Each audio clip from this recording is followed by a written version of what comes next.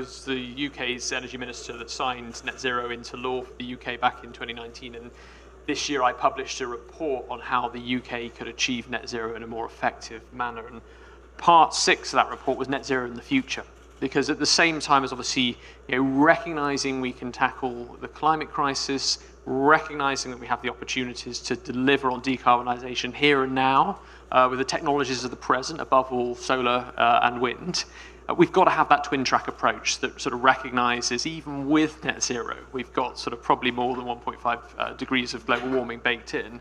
And this is about 2100. This is about looking at the projections from the IEA and the UNCCC, which I think sort of say, certainly for the UK, that we've got to be thinking about capturing 60 gigatons worth of CO2 emissions. That's a third of industrial emissions in the UK. And so if we don't begin to mature those technologies now, to begin to scale those up, then we're not going to be thinking beyond 2050 effectively. Yes, we've got to focus relentlessly on delivering net zero for 2050, but we've also got to think beyond.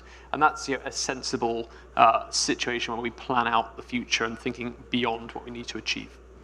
And so just to push you a little bit then, I think what you're saying is we can't totally rely on technology, or?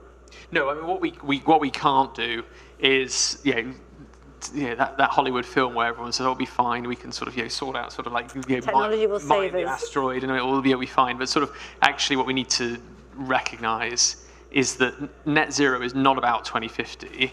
Net zero is about 2030. If we don't halve global emissions, as the global stocktake report for COP28 showed last week, in the UK, if we don't reduce our emissions by 68%, we're not going to make net zero by 2050. So it has to be a renewables revolution.